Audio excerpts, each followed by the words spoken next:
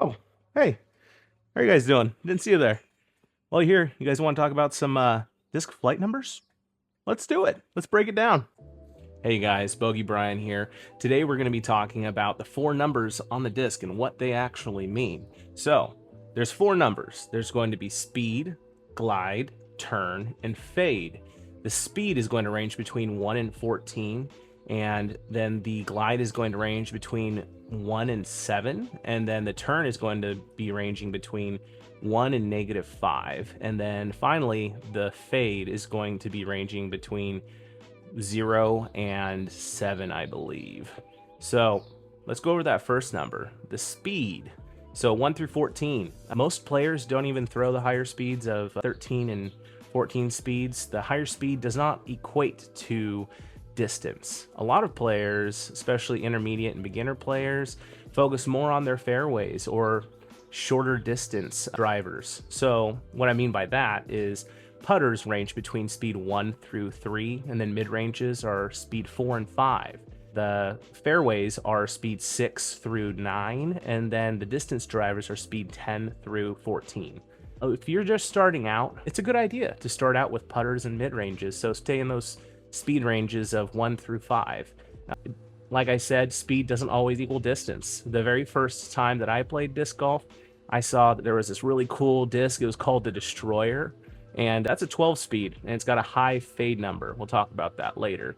But I ended up buying one of the Destroyers. I threw it, and it just crashed out of the sky, and I kept thinking to myself, there has to be something wrong with the disc. It's not me. So I ended up buying four of them, and all four of them were duds. They weren't really duds. So go ahead, if you're just now starting out, don't be afraid to start with putters and mid ranges just to find out, how to play the game, and then slowly move up in speed. I myself don't really throw anything faster than an 11 speed, and I've been playing since July of 2020. So coming up on 6 years this year that I will have been playing. The next number that we're going to be talking about is the glide, the 1 through 7. Most discs, I would say, are in the 4 and 5 glide range. The ones that are labeled 6 and 7, sometimes they're true to their names, but for the most part, you can find a 4 glide that's even glidier than a 7 glide. What does glide even mean? Glide means that how much carry the disc is going to have. Does it want to drop out of the air really quick? If it does, then it's probably a 1 through 3 glide. If it wants to stay in the air longer, then it's probably towards the higher end. The numbers might end up not being true to their name, like I said earlier, so some 5 glides have been even more glidey than some of the 6 and 7 glides, the discs that I've had in the past. The turn. So the turn is going to be either a 1 or a higher negative number. So 1, 0, -1 through 5.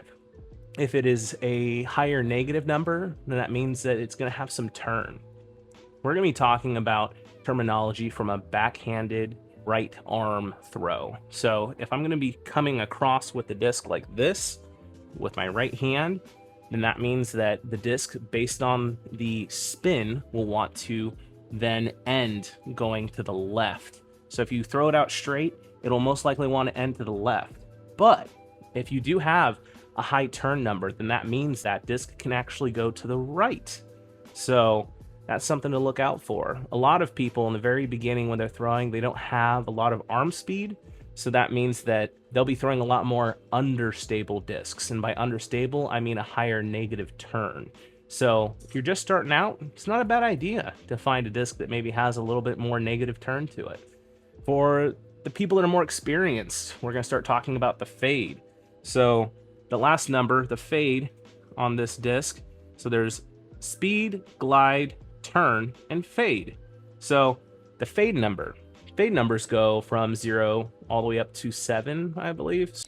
Oh, brother, this guy stinks! If you have a high fade, then that means that disc is going to want to crash out sooner. And by crash out, I mean it's not going to glide as much forward as it's going to want to then crash and start moving in that direction of the left as soon as it comes out of your arm if it has a higher fade number.